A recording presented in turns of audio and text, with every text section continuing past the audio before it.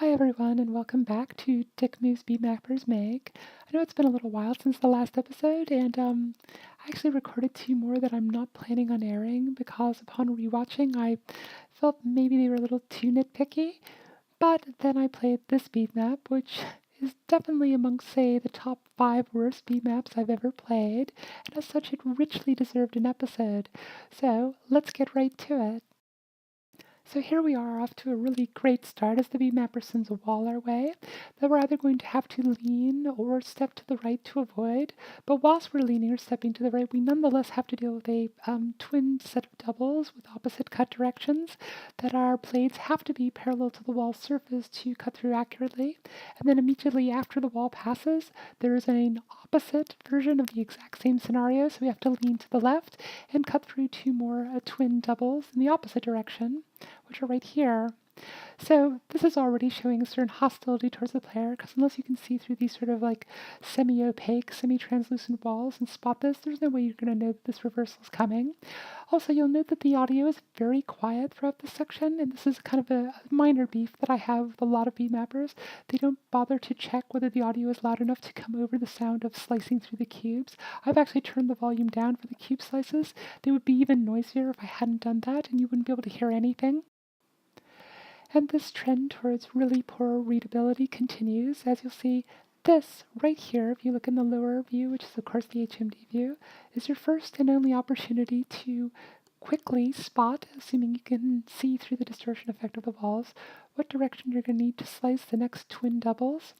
And you only have, like, I'd say less than half a second to make that determination and reorient your blades before everything continues, and you have two more after that.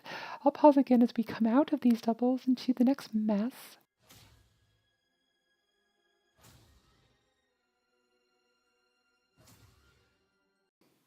So literally the moment we clear the wall, the beat mappers decide to engage in yet another of like the absolute cardinal sins of beat mapping, which is to put a long sequence and onslaught of cubes all coming in at eye height so that they're blocking the player's view of the cubes behind them. So unless you happen to possess psychic powers, there's no chance you're going to know how to position your blades to deal with the next cube in the sequence, or in this case, the next pair of cubes in the sequence. So look in the lower view, and that's what I see, and you'll see exactly what I mean.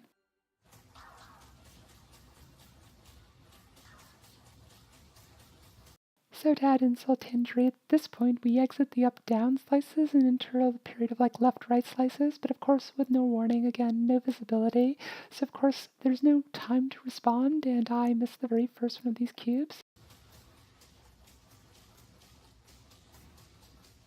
And yeah, sure, let's just throw in a twinned inside-out cut here, because obviously things were difficult enough. And of course an abrupt return to vertical slices, but let's throw in a wall as well for you to dodge.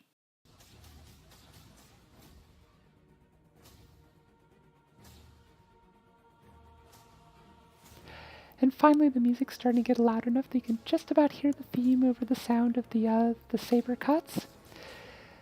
But as you'll notice, none of the actual cubes are positioned to align with any of the beats in the music, so it's just sort of like a completely random cube progression that has no resemblance to the actual music that's playing in the background.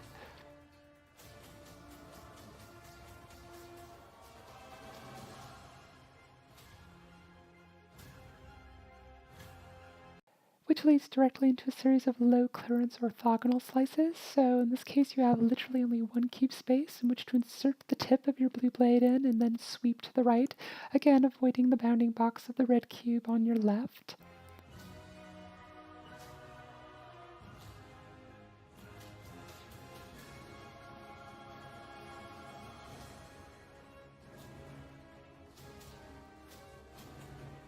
So then, having spent the whole map priming us for the idea that whenever we see cubes coming in at eye level, that we're going to have to immediately start scissoring back and forth with alternating cuts to get through them, the beatmapper decides to completely change that protocol and introduce a sequence where you actually have to cut both the red cubes in the same direction and both the blue cubes in the same direction.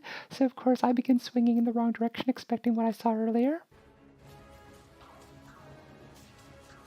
At at which point we're plunged immediately into another classic dick move, which is to throw a crouch wall at the players, but whilst the player is starting to crouch down to get under the wall, to then ensure that all the cubes the player has to hit will float up into the bottom of the wall and sort of embed themselves there.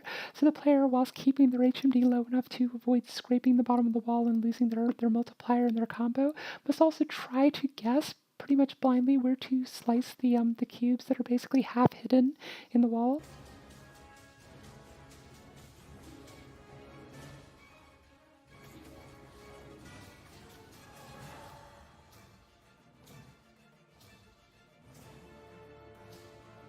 And then this is followed by a series of zero clearance outside in cuts. And whilst obviously I've seen tons of beatmappers use this, it's a very common technical cut. And obviously once you've mastered it, it's not too hard to do. There's always the chance of you misgauging this by a few millimeters and smashing your controllers or your hands together, or a controller against your hands, which has happened to me, oh, I don't know, hundreds of times in the course of playing Beat Saber. It's painful. Why even do this to your players?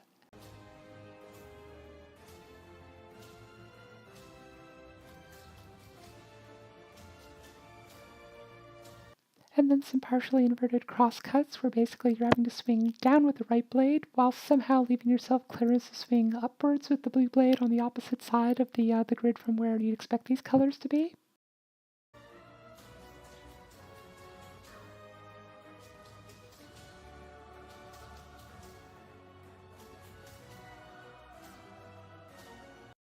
Which brings us to this absolute gem, where basically the beat mapper, having established an expectation in the player that basically every time they see an approaching cube onslaught at eye level, since there's no readability and they're not going to be able to actually work out what are the cubes behind the ones that are occluding their view, they should just scissor the blades madly backwards and forwards and continue that alternation until the end of the sequence. They throw that all out the window and basically say, actually, I'm going to make the last two cubes both be down cuts, so you're definitely going to miss one.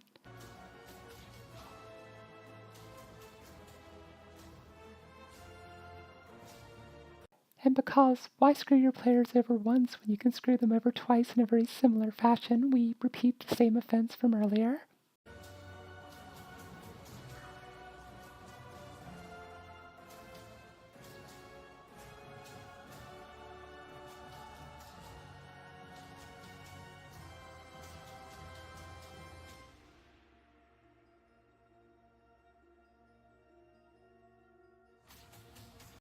Then, literally the moment you clear this wall, the cubes expand outwards and then break with the sequence that you've been dealing with, which is of course this cross-cutting with the red, blues up and down.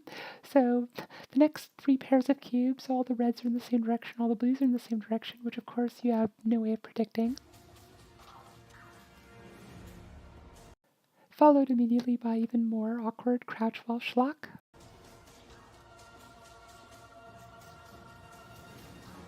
And the ever-popular stacked crosscut reversals, where basically if you expect either blue or red to be in the same position on the left and right-hand side of the grid, you're going to be sadly mistaken. And rounding out the beat map, we have another long sequence of completely blind eye level cuts. Look to the lower view to see what the player has to deal with.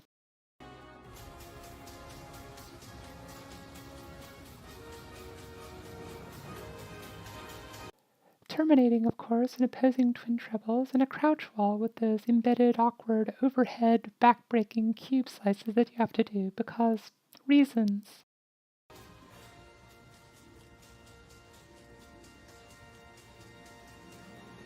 Oh wait, did you think the agony of this particular abomination was at an end? So did I. I forgot how truly god-awful this beat map is. So yeah, it looks like the mapper engaged in the final cardinal sin of any beat map, which is to put the icing on the cake with a washout phase. That's to say that any players who made it this far without dying are now subjected to one final bit of ass-hattery to ensure that nobody survives.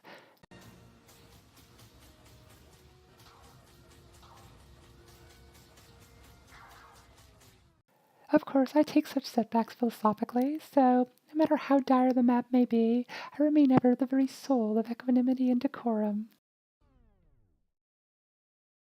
Which brings us to the end of another, no doubt, riveting episode. I do hope you've enjoyed it, but even if you haven't, please feel free to leave me a comment below. More importantly and more urgently, the channel survey is still up and running and will be at least through the first, maybe 2nd of March. So, so far only 8 people out of the 330 subscribers to this channel have actually bothered to vote. And I was hoping for sort of a more representative sample of people's attitudes towards the videos and the formats and my suggestions for content that will follow later in the year. So if you haven't voted yet, please take 60 seconds because unless you write a comment, it won't take you any longer than that to vote. Go have your say. Let me know what you think and what you like and what you don't like. And that way I can adjust the channel going forwards. So thank you in advance for that and I'll see you later.